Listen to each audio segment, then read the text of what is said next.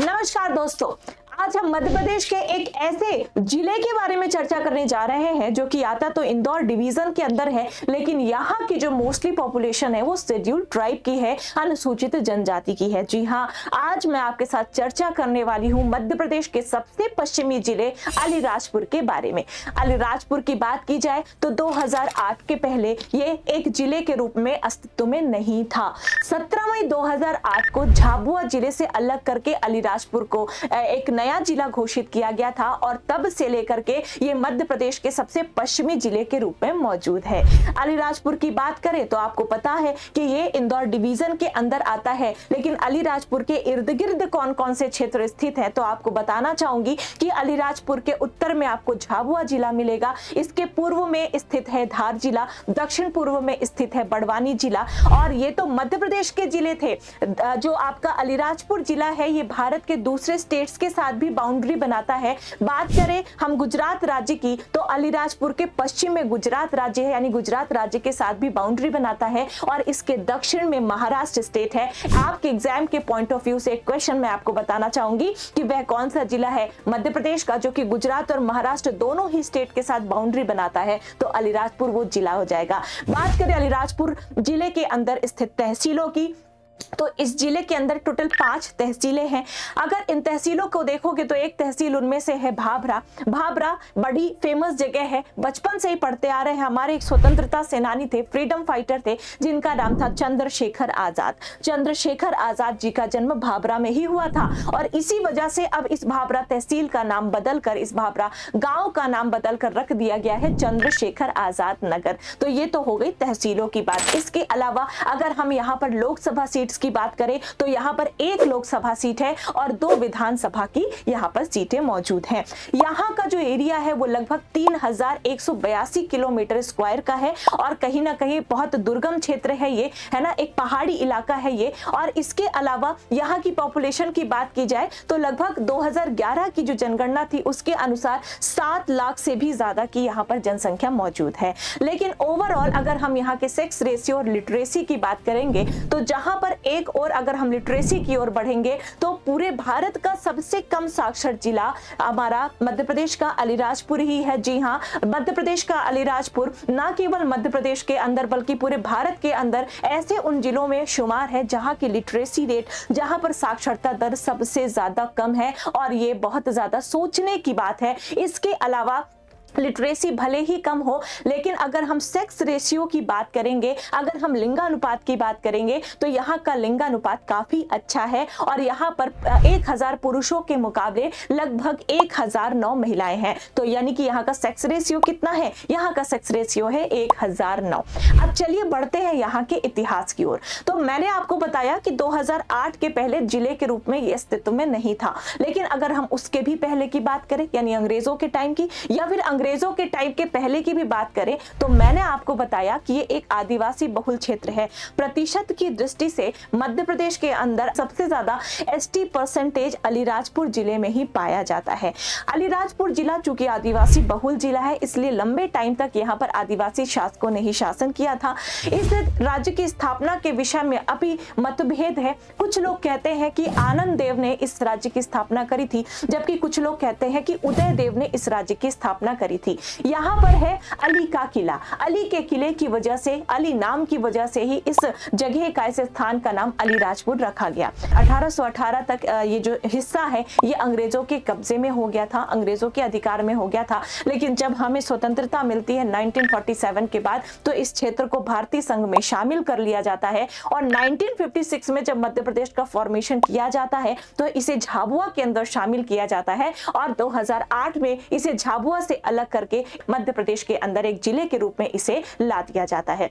नदियों की बात करें या फिर यहाँ की हम फसलों की बात करें या यहाँ की सॉइल्स की बात करें तो यहाँ की 2 प्रमुख नदियां हैं, बड़ी फेमस नदियां हैं। सबसे पहली जो सबसे प्रमुख नदी है वो है नर्मदा। जी हाँ, नर्मदा नदी यहाँ की सबसे प्रमुख नदी है। इसके अलावा जो दूसरी नदी है उसका नाम है हथिनी। तो नर्मदा और हथिनी 2 बड़ी फेमस नदियां हैं। यहाँ पर एक परियोजना भी चल रही है जिसे हम जोबट या चंद्रशेखर आजाद परियोजना के नाम से जानते हैं। अगर हम यहाँ के सॉइल्स की बात करेंगे तो यहाँ पर ब्लैक सॉइल यानी कि जो काली मिट्टी है वो पाई जाती है। और अगर हम इस जिले के अंदर क्रॉप्स को देखें तो यहाँ पर मोटे अनाज उगाए जाते हैं और साथ ही साथ सीताफल की खेती के लिए ये जो जिला है वो बड़ा फेमस है। मोटे अनाजों में ज्वार, बाजरा, मक्का जैसे अनाज यहाँ पर पाए जाते हैं, उगाए जाते हैं। यहाँ पर आते हैं मिनरल्स की बात करते हैं तो मिनरल्स के अंदर देखोगे तो यहाँ पर हमें मिलता है चूना पत्थर, है ना। यहाँ पर हमें लाइम स्टोन की प्राप्ति होती है। लाइम स्टोन के अलावा यहाँ पर डोलोमाइट नामक एक खनिज पाया जाता है।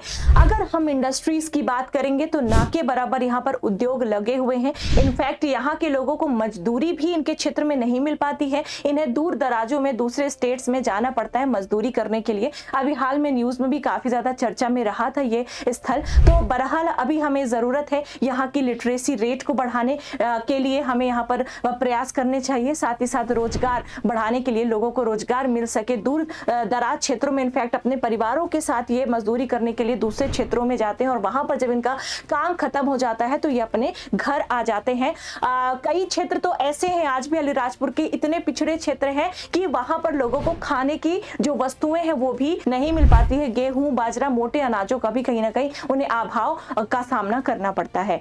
तो खैर ये बात रही है अलीराजपुर की आर्थिक स्थिति की। तो आर्थिक दशा यहाँ की अच्छी नहीं है और हमें प्रयास करना चाहिए कि यहाँ की आर्थिक दशा को और ज्यादा मजबूत बनाया जा सके। जैसा कि मैंने स्टार्टिंग में बताया कि ये एक ऐसा क्षेत्र है जहाँ की कुल जनसंख्या का लगभग 87% जो पॉपुलेशन है वो शेड्यूल्ड ट्राइब की है। जी हाँ, यहाँ पर जो कुल जनसंख्या निवास करती है, कुल जनसंख्या का 87% जो हिस्सा है वो एसटी है ना, शेड्यूल्ड ट्राइब का है।